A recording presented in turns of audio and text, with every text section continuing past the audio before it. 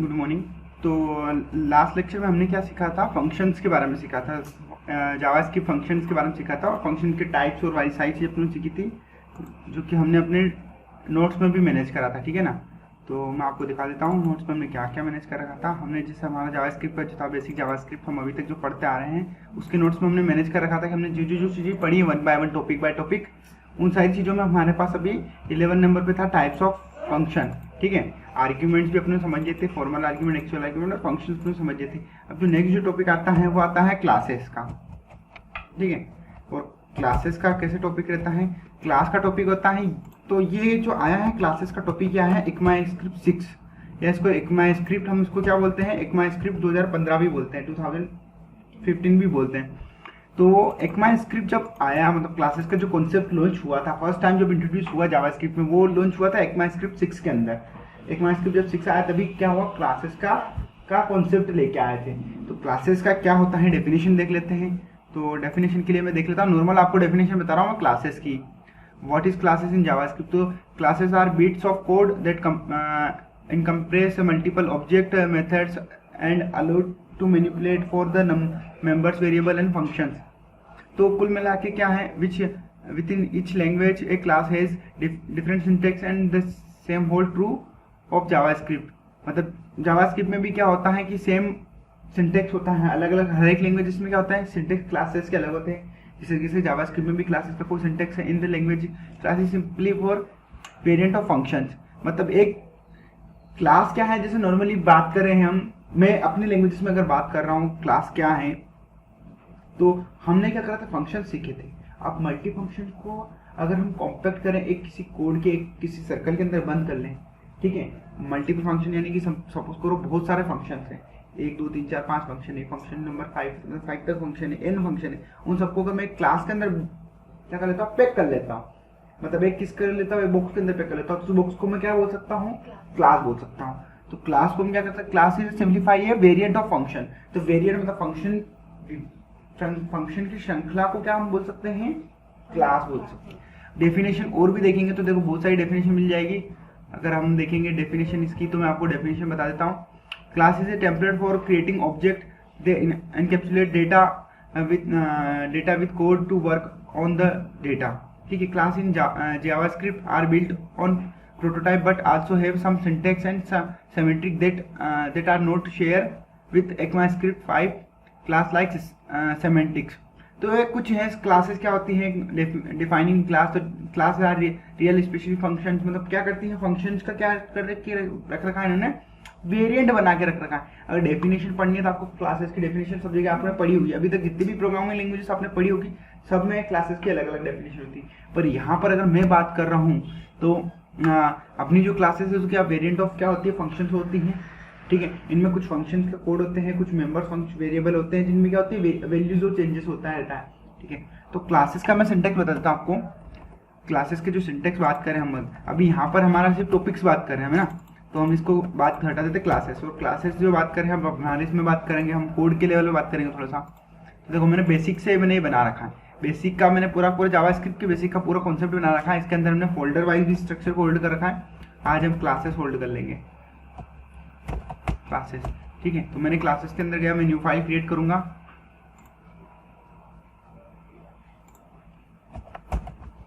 class.js।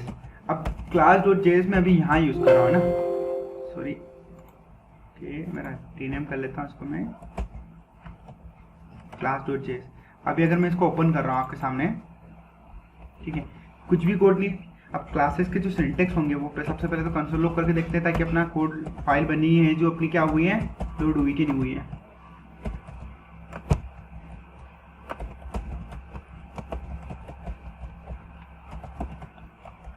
Hello developers, हम run करेंगे। Run किसके थ्रू करेंगे हम, गिट बेश क्यों ले रहे हैं हम, क्योंकि ये भी एक टर्मिनल ही है। ठीक है, और इजी पे अपने को मिल रहा है, तो क्या करेंगे हम इसको ले लेंगे। अब नोड में नहीं करा, और यहाँ पर क्या लिखूंगा मैं, सी class.js। देखो हेलो डेवलपर आ गया। अब जो क्लासेस जो होती हैं, अब देखो क्लासेस के बारे में थोड़ा सा लिखूंगा यहाँ पर, तो मैं क्या कर लेता हूँ, कोड सेक्शन बना लेता हूँ अपना। कोड सेक्शन कैसे बनेगा, अपने को पता ही है कि कोड सेक्शन हमारा किसी टाइप से बनता है। हम इसी टाइप से हमारा कोड सेक्शन बनता है, जहाँ पर हम क्या करते हैं, हमारी खुद की डेफिनेशन लिखते हैं। ठीक है ना, तो हम यहाँ पे बात कर रहे हैं क्लासेस की। अब इस क्लासेस का जो सिंटेक्स रहेगा, सिंटेक्स ही सबसे ज़्यादा इंपॉर्टेंट होते हैं। आप प्रोग्रामिंग में जो भी चीज़ सीख रहे हो, आपको अगर सिंटेक्स पता है, मतलब उसका बेसिक मतलब ढांचा पता है, क्या बोलते हैं, स्ट्रक्चर पता है, तो आप क्या कर पाओगे, अच्छे से उस चीज़ को क्या कर पाओगे, इजीली समझ पाओगे। तो अपने को सिंटेक्स ही हर एक चीज़ का सिंटेक्स होता है। जैसे फंक्शन का सिंटेक्स होता है, किसी वेरिएबल को डिक्लेरेशन करने का सिंटेक्स होता है, किसी मेथड को कॉल करने का सिंटेक्स होता है। तो हर चीज़ का क्या होता है, सिंटेक्स होता है। हर एक प्रोग्रामिंग लैंग्वेज में कुछ सिंटेक्स होते हैं, जिसके थ्रू हम क्या कर पाते हैं, प्रोग्रामिंग स्किल को रिमेनिंग रख सकते हैं। याद रखना, आप क्या होता है कि आपको बता दूं, कुछ भी चीज़ को आपने याद रखा, तो आपको उसको किसके थ्रू याद रखो, उसके सिंटेक्स के थ्रू याद रखो। सिंटेक्स के थ्रू ही हम चीज़ों को क्या याद रख सकते हैं, याद रख सकते हैं, ईजी होता है। तो क्लास का जो सिंटेक्स होता है उसमें क्या होता है, क्लास, आप क्लास कीवर्ड का यूज़ करोगे, ठीक है, क्लास कीवर्ड का यूज़ करा, और उसके बाद क्या करोगे, क्लास कीवर्ड का यूज़ करोगे। उसके बाद आप क्लास यूज़ कर रहे हो, तो क्लास कैसे डायरेक्टली हम कैसे स्टार्ट कर सकते हैं, ऑब्जेक्ट से स्टार्ट करेंगे। ऑब्जेक्ट से जब क्लास स्टार्ट करेंगे, ठीक है, क्लास कीवर्ड का यूज़ करो और यहाँ पर आएगा क्लास नेम, इसको हम बोलेंगे क्लास नेम। जैसे फंक्शन हमने यूज़ करा था, वैसे क्या है, क्लास और क्लास का नेम।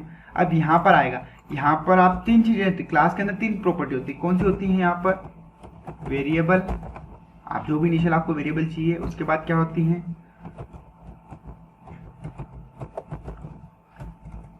कंस्ट्रक्टर होता है, और उसके बाद क्या होती है, मेथड होती है। क्या होते हैं, यहाँ पर वेरिएबल डिफाइन होते हैं, क्लास के मेंबर डिफाइन होते हैं, इसको हम क्या बोल सकते हैं, मेंबर। क्लास के मेंबर्स डिफाइन होंगे, फिर कंस्ट्रक्टर डिफाइन होगा, और फिर क्या होगी, मेथड्स डिफाइन होगी, ठीक है। तो क्लास के जो सिंटेक्स है, क्लास नेम, देन उसके बाद ये करेंगे। अब कंस्ट्रक्टर रहेगा तो कंस्ट्रक्टर की बात करेंगे, मेथड है तो मेथड की बात करेंगे, वेरिएबल है तो वेरिएबल। अब वेरिएबल इन द सेंस, मतलब मैं आपको बता रहा हूँ कि जैसे मैंने ग्लोबल कोई वेरिएबल, यहाँ पर कोई वेरिएबल डिक्लेयर करा, सपोज करा मेरा एक क्लास है, ठीक है, और ये मेरी क्लास है, तो मैं क्लास के ऊपर यहाँ पर लेट करके दे देता हूँ, लेट अनिल नाम का एक मैंने, ये जो है अनिल नाम का क्या रख दिया मैंने, लेट एक्स इजिकल टू मैंने अनिल रख दिया। ये मेरा वेरिएबल कहाँ पे हो गया, सुपर वेरिएबल बोल सकता हूँ मैं इसको, सुपर या ग्लोबल वेरिएबल हो सकता हूँ। पर अगर मैंने यहाँ पे क्लास लिखा तो क्लास नेम लिखा, ठीक है, देखो सिंटेक्स मेरे को, देखो यहाँ पर भी एक क्लास का सिंटेक्स दे देता है। उसके बाद क्या करना है, मेरे को उसको क्लास लेना है, क्लास का नेम दे दूंगा मैं, अभी कुछ भी दे दूंगा, जैसे ना मैंने यहाँ पर दे दिया स्टूडेंट, दे दिया स्टूडेंट नाम की क्लास दे दी, सिंटेक्स खत्म हुआ, ठीक है ना। सिंटेक्स अब यहाँ पर स्टूडेंट आएगा, तो अब देखो लेट, मैं यहाँ पर क्या कर लेता हूँ, लेट मैंने यहाँ पे दे दिया नेम। अब लेट यहाँ पर जो दूंगा मैं, वेरिएबल डिक्लेयर करूंगा, ये हो सकता है मैं या तो पैरामीटर के थ्रू भी पास कर सकता हूँ। क्लासेस के अंदर क्या होता है, वेरिएबल, यहाँ पर क्या डिक्लेयर होंगे, यहाँ पर वेरिएबल आएंगे, या हम इसको क्या बोल सकते हैं, मेंबर भी बोल सकते हैं। तो मैं यहाँ पर क्या करूँगा, लेट यूज करूँगा। लेट अगर मैंने क्या ले लिया, नेम ले लिया, अब यहाँ पर मैंने नेम ले लिया, खाली ले लिया, ठीक है, यहाँ पर मैंने नेम ले लिया, लेट मैंने क्या ले लिया, एज ले ली,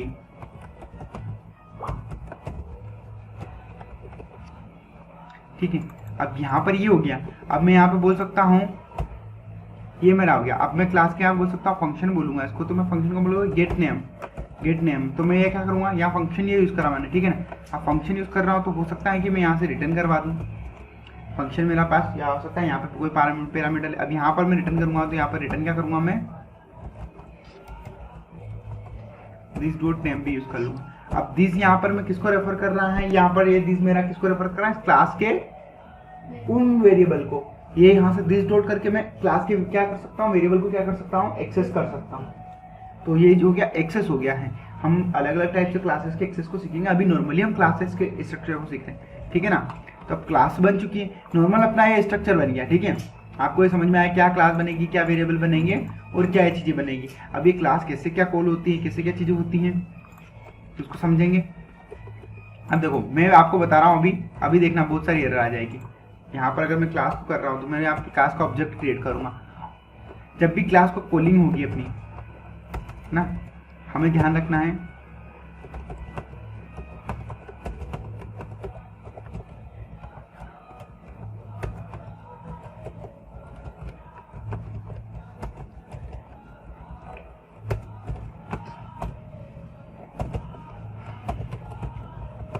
need a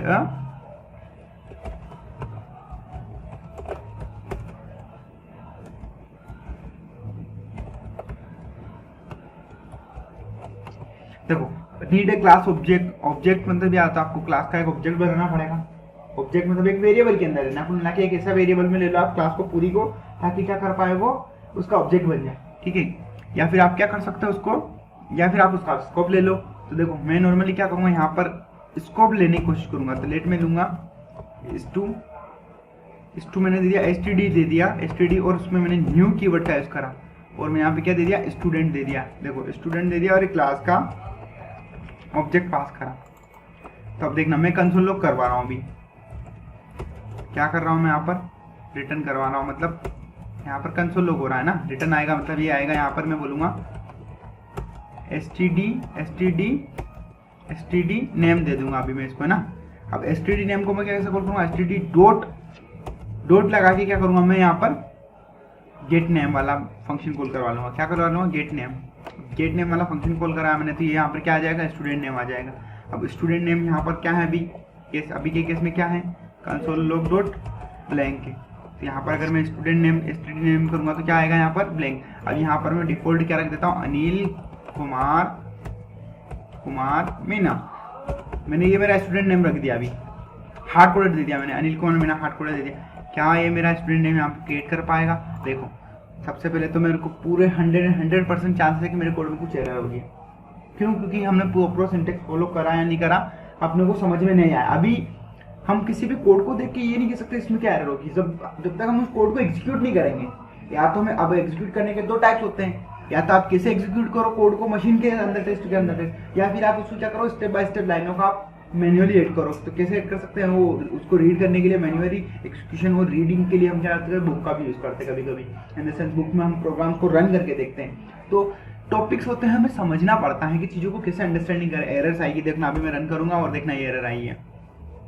लेट नेम नहीं डिफाइन कर सकते हैं मैंने नेम डिफाइन करने की कोशिश की तो मेरे को क्या कर रहा है यहाँ पर दिक्कत, इन्होंने क्या दे दिया, लेट में यहाँ यूज नहीं कर सकता हूँ। तो क्या मैं नेम यूज कर सकता हूँ, देखो पहली प्रॉब्लम क्या दी इन्होंने, यहाँ पर मैं लेट अनआइडेंटिफाइड ले लिया।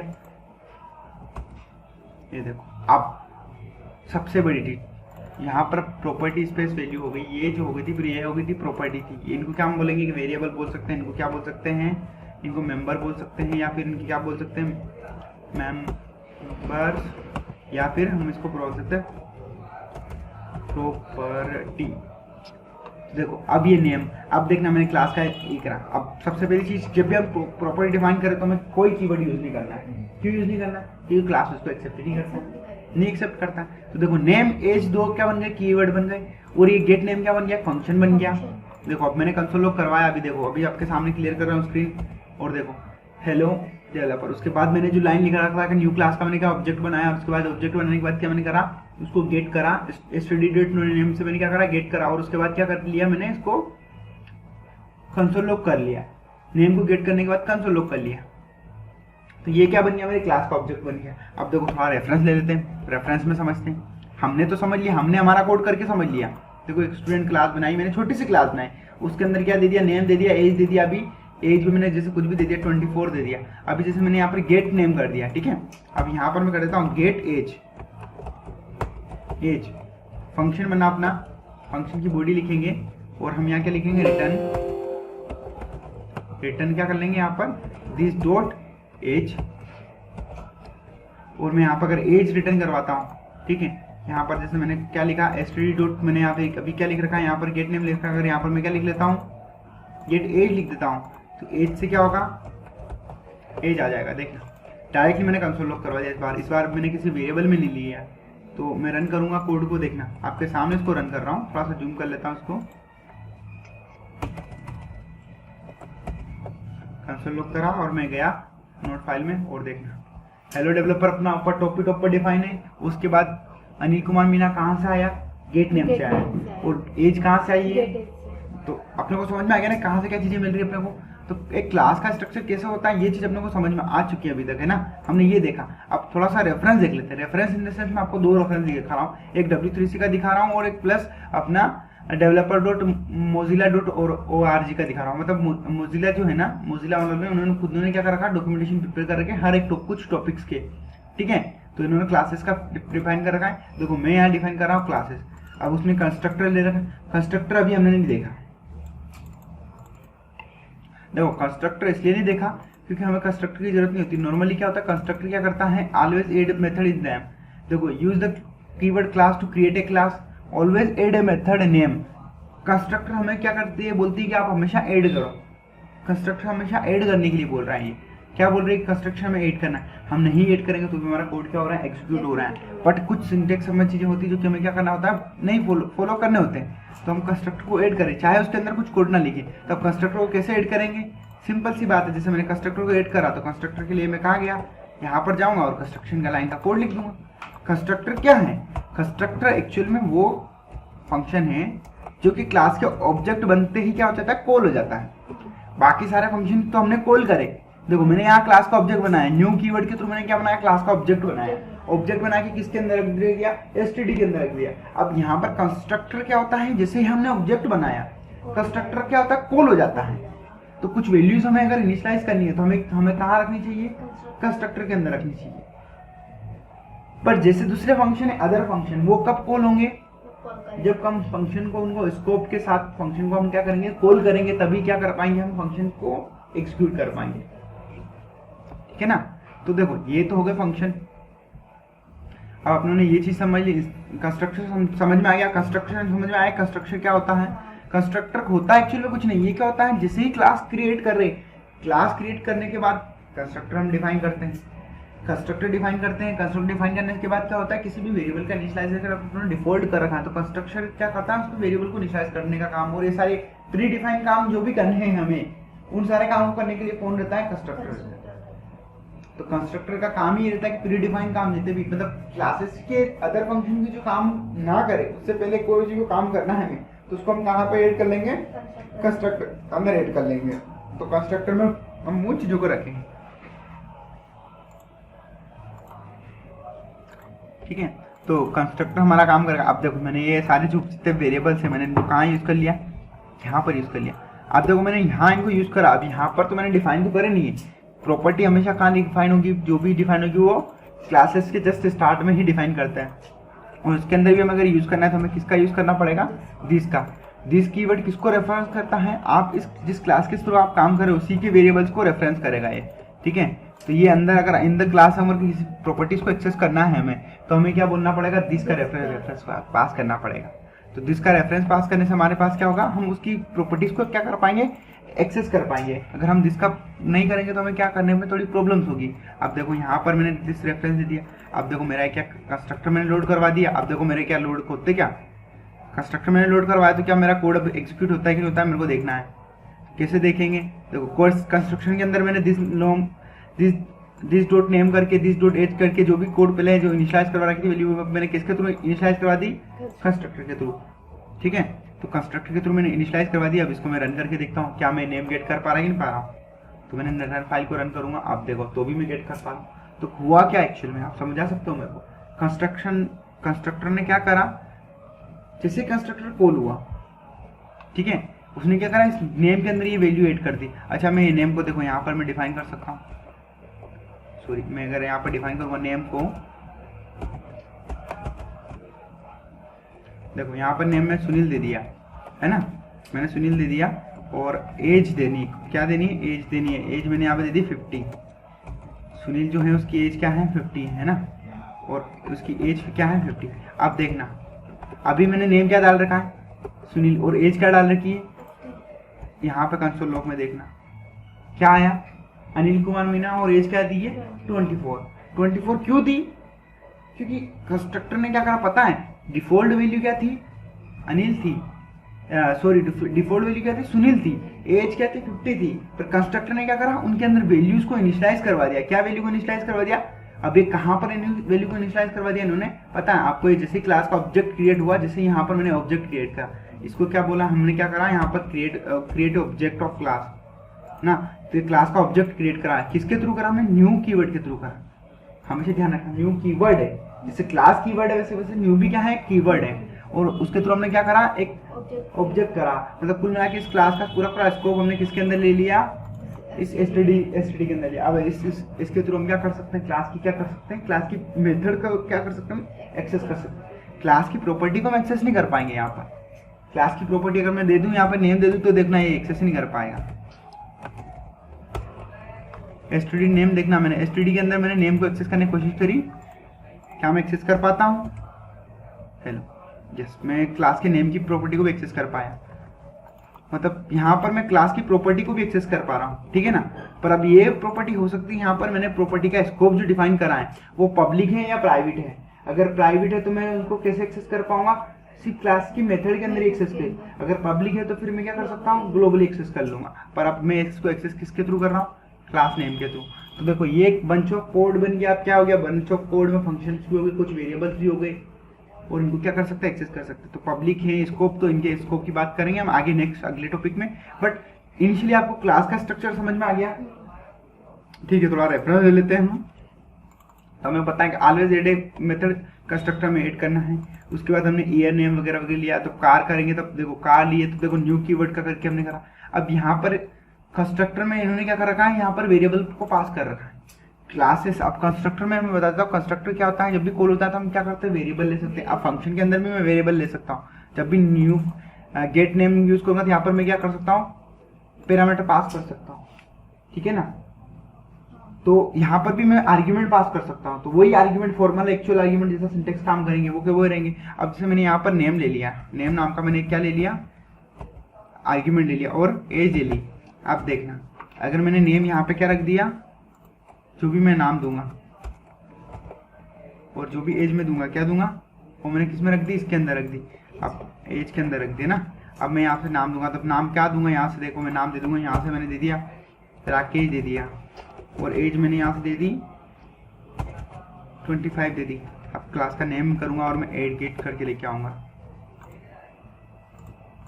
वे क्लियर करा, और देखो राकेश और 25। अब क्या हो गया? कंस्ट्रक्शन कॉल हुआ और उसने उसको क्या कर दिया? वेरिएबल। अब देखो इसमें ये कॉलिंग होने पे क्या हुआ? सबसे इंपॉर्टेंट चीज हमारे साथ में ये हो रही है कि क्या हो रहा था? कोड क्या कह रहा था और ये क्या कह रहा था? देखो कोड क्या कह रहा था? कोड ने क्या कहा कि मैं इनिशियली क्या लूंगा? सुनील को लिया। एज क्या ली उसने? 50 ली। इनिशियल वैल्यू क्या थी? सुनील और 50 थी। यहाँ पर कंस्ट्रक्टर ने क्या कर दिया? मैंने कंस्ट्रक्टर, जब भी मैंने ऑब्जेक्ट बनाया क्लास का, तो क्या बना? कंस्ट्रक्टर कॉल हुआ, और कंस्ट्रक्टर के अंदर में राकेश और क्या पास करा था? 25 को। तो अब एज नेम क्या, नेम और एज क्या हो गया? राकेश और 25। मैंने गेट नेम करा तो क्या बोला? राकेश मिला मेरे को। रिटर्न में क्या मिला अपने को? राकेश मिला। क्यों मिला? क्योंकि सुनील तो पहले था, उसको ओवरराइड करके क्या कर दिया अपने? क्लासेस बना दी। तो हमारे पास क्या बन गई? क्लासेस बन गए ना। क्लासेस में क्या हुआ? हमारा नेम क्या करा? नेम, उस नेम को उसने क्या कर दिया? ओवरराइड करके दे दिया। तो इस क्लास के अंदर इस जो नेम में इसमें क्या रख दिया? राकेश रख दिया। एज को भी ऐसे मॉडिफाई करा। तो ये तो हो गया क्या? जैसे मैंने आपको एग्जांपल दिया, तो ये क्या हो गया? ये डिफॉल्ट वैल्यू पास करना है। किसके अंदर? कंस्ट्रक्टर के अंदर डिफॉल्ट वैल्यू पास करना है, ठीक है ना। तो अगर आपसे आप जैसे कुछ इंटरव्यूज की क्वेश्चन बात कर लेते हैं, कुछ इंटरव्यूज के क्वेश्चन की डिस्कस करते हैं, तो क्लासेस जो होते हैं नॉर्मल होते हैं। अब क्लासेस में कंस्ट्रक्टर में हम क्या कर सकते हैं? डिफॉल्ट वैल्यू भी पास कर सकते हैं, और नॉर्मली हम उसको क्या ब्लैंक भी छोड़ सकते हैं। हम किसी भी फंक्शन के साथ क्या कर सकते हैं? पैरामीटर पास कर सकते हैं, ठीक है। क्लासेस के फंक्शन को कैसे एक्सेस करेंगे? क्लास के नेम के साथ क्लास के ऑब्जेक्ट बनाएंगे एक, और ऑब्जेक्ट के थ्रू हम क्या करेंगे? क्लासेस के फंक्शन को हम एक्सेस कर सकते हैं। अच्छा, क्लासेस की पब्लिक प्रॉपर्टी को हम क्या कर सकते हैं? डायरेक्ट एक्सेस कर सकते हैं क्या? पब्लिक प्रॉपर्टी को एक्सेस कर सकते हैं, प्राइवेट को हम नहीं कर सकते। तो हो सकता है कि हमारे यहाँ पर प्राइवेट आ जाए। अब कुछ कीवर्ड होंगे, जैसे ये है पब्लिक है, इसको अगर मैं प्राइवेट बोल दूं, शायद पब्लिक इसका इसमें हो, ठीक है। तो अभी जावास्क्रिप्ट में जो क्लासेस आई हैं, क्लासेस नॉर्मल क्लासेस होती हैं, पब्लिक वगैरह वगैरह, इनका क्या सिंटेक्स स्कोप है मैं वो बताऊंगा आपको अगले टॉपिक में। बट अभी जो नॉर्मली स्ट्रक्चर हम बात कर रहे हैं, फंक्शन बात कर रहे हैं, ये चीज आपको समझ में आ जानी चाहिए, है ना। इतना समझ में आएगा तभी हम आगे मूव कर पाएंगे। अगर ये चीजें नहीं समझ में आ रही तो मैं आपको स्कोप बताना जब स्टार्ट कर दूंगा। क्लासेस की जो स्कोप है अगर उन पर हम बात करेंगे तो हो सकता है कि आपको ये टॉपिक समझ में ही ना आए, आप वहीं पर ब्रेक डाउन हो जाओ और मैं एक वन स्टेप आगे बढ़ जाऊँ। तो ये चीज़ अपने को ध्यान रखनी है। क्लासेस अपने को समझ में आ गई प्रॉपर्ली। तो अब देखो क्लासेस में कुछ और एग्जांपल देख लेते हैं। क्लासेस में जैसे ओडी उन्होंने तो अलग अलग पास कर रखी है। कंस्ट्रक्ट मेथड क्या करती हैं? देखो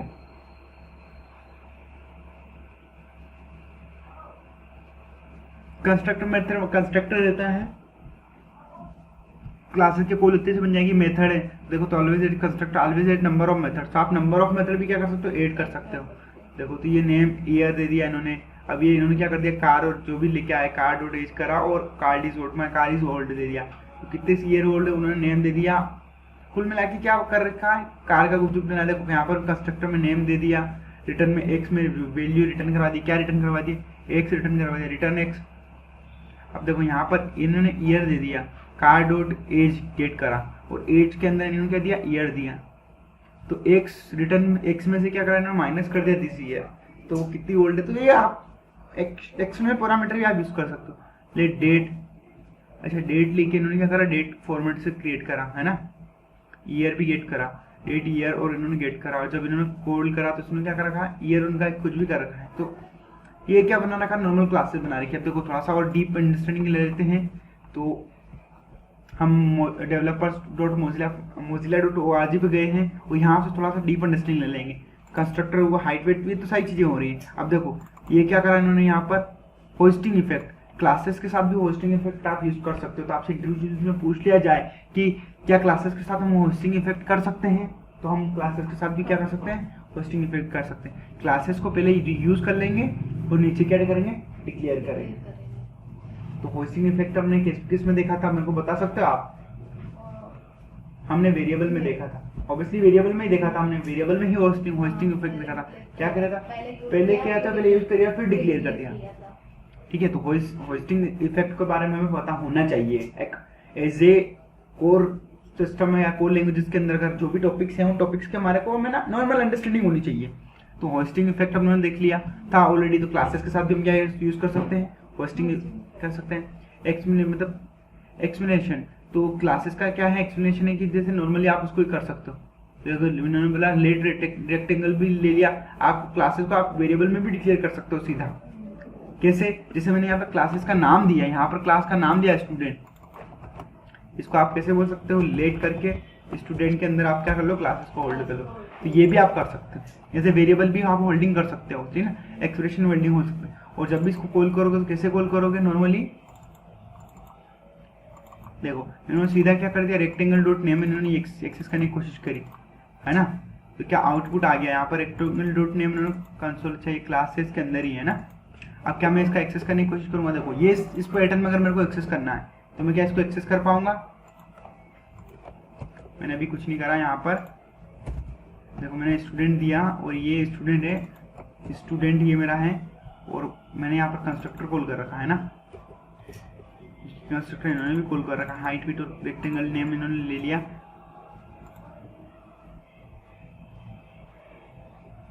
डिक्लेरेशन में कुछ प्रॉब्लम होगी, अभी हम देख लेते हैं। सुनील लखनऊ नेम एज, मैं अभी यहाँ पर क्या पास कर रहा हूँ, ये पास नहीं कर रहा हूँ। क्या पास नहीं कर रहा हूँ, यहाँ पर पास नहीं कर रहा हूँ कि मैंने स्टूडेंट लिया, तो क्या मैं स्टूडेंट के साथ इसको एक्सेस कर पाऊंगा।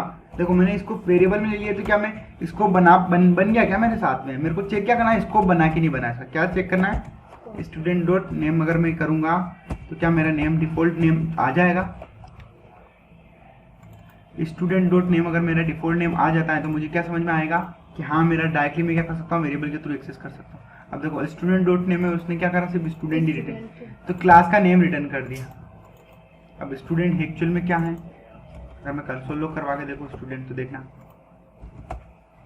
ये क्लास स्टूडेंट है।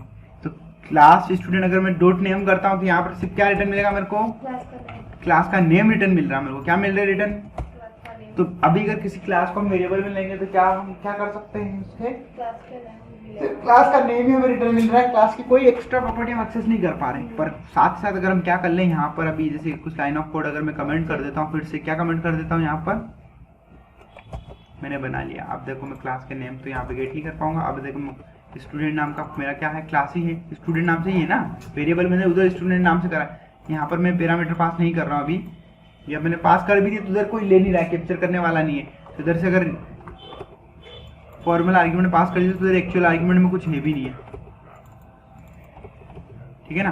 देखो नेम स्टूडेंट नेम अपने ने सारी चीजें कर रखी। अब फिर से वो कोड लेके आ गए, क्या हम इसको इस टाइप से एक्सेस कर पाएंगे। अब देखो इसमें सबसे बड़ी दिक्कत क्या आएगी हमारे साथ में, यहाँ पर आएगी नेम में आ रही है, नेम इज नॉट डिफाइंड। अच्छा नेम इज नॉट डिफाइंड कैसे आई, यहाँ पर हमने कंस्ट्रक्टर के अंदर वेरिएबल पास कर रखा है, वैल्यू पास कर रखी है। देखो यहाँ पर नेम और एज, तो ये दोनों की वैल्यूज की उसने क्या कर दी, अनडिफाइंड की एरर शो करी है।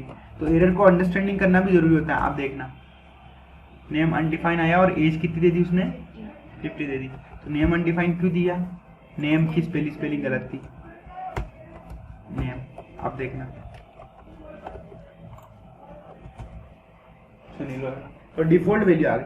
तो क्लासेस को हम कैसे यूज कर रहे हैं, तो क्लासेस को दो टाइप से डिक्लेयर कर दिया आपने यहाँ पर। कौन कौन से दो टाइप में, ऊपर ही एक ही टाइप, दोनों को कमेंट करके दिखा देता हूँ वन बाय वन। देखो ये है ऊपर वाला हमारा कमेंट है, इसको हम क्या कर सकते हैं, इसको कोई लेट कीवर्ड का यूज नहीं करना अपने को, हमें क्या करना है, नॉर्मली हमें क्या करना है, क्लास और then class name, class keyword और उसके बाद क्लास नेम डाल दो, या फिर आप लेट स्टूडेंट ले लो और उसके बाद सिर्फ क्लास लिख के आप डिक्लेयर कर लो, क्या कर लो, क्लास डिक्लेयर कर लो। तो ये दो टाइप से अपने डिक्लेयर कर ली, ठीक है। तो समझ में आ गया क्लासेस के डिक्लेरेशन अपने और डीपली, देखो ये चीजें डीपली जानने के पता चल रही है अपने को, हम क्या कर सकते हैं, वेरिएबल के नेम के थ्रू भी इसको एक्सेस कर पा रहे हैं। तो जब रेक्टेंगल डॉट नेम करेंगे तो देखो रेक्टेंगल क्लास का नाम ही दे रहा है, वो क्लास का जो नाम है वो ही दे पा रहा है वो, हमने भी यही देखा, कंसोल लॉग करके देखा। Class body and method defines, तो देखो कंस्ट्रक्टर वही है, प्रॉपर्टी मेथड, तो ये प्रॉपर्टी हो गई, यहाँ पर हमने प्रॉपर्टी रिटर्न करा, एरिया तो कैलकुलेट एरिया, अब किसी के अंदर भी हम कैलकुलेशन भी बिठा रहे हैं, ठीक है ना, एरिया कैलकुलेट कर रहे हैं तो हम क्या कर सकते हैं, कैलकुलेट भी कर सकते हैं, पूरी प्रॉपर्ली चीजें फंक्शन क्लासेस के एक फंक्शन के अंदर दूसरे फंक्शन को भी कॉल कर सकते हैं। देखो पॉलीगॉन नाम की क्लास बना दी, तो पॉलीगॉन क्या होता है, 4 इंच लगा के साइड कर दिया, तो पॉलीगॉन की साइड दे दी कंसोल लॉग, तो 1 2 3 4, ये कुल मिला के क्या है, हर एक चीज की लॉजिक बना दी है। Static method and properties, static मतलब फिक्स मेथड, तो स्टैटिक डिस्प्ले नेम इन्होंने दे दिया, डिस्प्ले नेम पॉइंट दे दिया, ठीक है ना। स्टैटिक यूज कर सकते हैं, स्टैटिक्स मतलब आप लोगों ने क्या कर दिया, अब देखो जावास्क्रिप्ट में क्या होता है, स्टैटिक मेथड एंड प्रॉपर्टीज, तो जो प्रॉपर्टी और मेथड होती है वो पब्लिक और प्राइवेट होने की बजाय इन्होंने क्या कर दिया, यहाँ पर स्टैटिक दे रखा है। तो the static keyword define the static method और property for a class, static members properties and class method are called without installing their class and can not be called through a class instance. Static methods are often to use create utility function for application where static properties are useful for cache, fixed configuration or any other data. You don't need to be replace access instance. देखो तो instance नहीं करने की जरूरत पड़ी। अब देखो ये क्लास बना रखी है इन्होंने, क्या कर दिया, एक पॉइंट नाम की क्लास बनाई है, कंस्ट्रक्टर दे दिया, XYZ दे दिया, स्टैटिक में दे दिया, डिस्प्ले नेम दे दिया, पॉइंट दे दिया, ठीक है। स्टैटिक डिस्टेंस दे दी इन्होंने, क्या दे दी, डिस्टेंस दे दी। तो डीए को इन्होंने क्या किया, डीएक्स जो क्या है कॉन्स्ट दे दिया इन्होंने, कॉन्स्ट देखो कॉन्स्ट क्रिएट कर लिया यहाँ पर, है ना, वेरिएबल क्रिएट, आप क्लास के अंदर वेरिएबल क्रिएट कर सकते हो कॉन्स्ट और लेट के थ्रू, ठीक है, क्लास के फंक्शन के अंदर कर सकते हो, क्लासेस की प्रॉपर्टी डिफाइन नहीं कर सकते हो, ठीक है ना। तो ये क्लास डीएक्स ले लिया, मतलब डेस्टिनेशन एक्स एक्सिस पे और वाई एक्सिस पे, ए और एक्स को कैलकुलेट करा, ए अब यहाँ पर ए कहाँ से मिल रहा है, इस फंक्शन के कॉल करने पे मिल रहा है, एक्स कहाँ से मिल रहा है अपने को, क्लास का मिल रहा है, और बी माइनस एक्स और यहाँ पर वाई माइनस एक्स करके और क्या दे दिया इन्होंने, रेंडम दे दिया, और मेथड हाइपोट देके कुछ भी पॉइंट दे दिया इन्होंने। तो देखो अब यहाँ पर एक क्लास क्या कर रहा है, पॉइंट किया, क्लास में 5 5 और 10 10, इसने क्या करा, क्लास का ऑब्जेक्ट क्रिएट करा, display node undefined, distance undefined, display name undefined, distance आप फंक्शन को नहीं कॉल कर पा रहे। अब यहाँ पर आप क्या बोल रहे हो, देखो point dot display name, console log में क्या दिख जाएगा, पॉइंट डॉट, ये स्टैटिक से मतलब ये दिखेगी आपको क्लासेस के नेम के साथ ही दिखेगी, आपको इसको कोई स्कोप बनाने की जरूरत नहीं है। अगर मैं स्टैटिक मेथड लिख देता हूँ तो स्टैटिक मेथड को कैसे एक्सेस कर पाएंगे, सिर्फ क्लास के किसके थ्रू एक्सेस कर पाएंगे, क्लास नेम के थ्रू, क्लास के नेम डेट हम क्या उसके क्या एक्सेस कर पाएंगे, ये कर पाएंगे। Binding this with properties and static method, तो स्टैटिक मेथड में हम क्या बाइंड करेंगे, दिस को बाइंड कर देंगे, देखो स्पीक स्टैटिक इट्स, दिस को यहाँ पे बाइंड कर दिया, दिस यहाँ बाइंड करा, दिस मतलब रेफरेंस को बाइंड करा, रेफरेंस मतलब दिस क्या होता है, कुल मिला के उस क्लास के रेफरेंस को होल्ड करके रखता है। तो binding this with property and static method, तो दिस क्या होता है, दिस कीवर्ड को क्या करना है, प्रॉपर्टी और स्टैटिक मेथड के साथ क्या करना है, बाइंड करना, मतलब जोड़ना कुल मिला के। अब ये देखो थ्योरी तो क्या है कि आप अगर इस टॉपिक को पढ़ोगे तो आपको थ्योरी समझ में आ जाएगी, मैं आपको मेन कॉन्सेप्ट समझाने की कोशिश कर रहा हूँ यहाँ पर, डिटेलिंग में कॉन्सेप्ट इसलिए समझाने की कोशिश कर रहा हूँ क्योंकि आपको समझ में आएगा, अगर आप बात को समझ में आ जाएगा तो फिर आप इसको बना के बताओगे मेरे को, आपके लिए टास्क ही यही रहेंगे कि आप इसको क्या करोगे, इन सारी चीजों को समझोगे और देन इसको एग्जीक्यूट करोगे।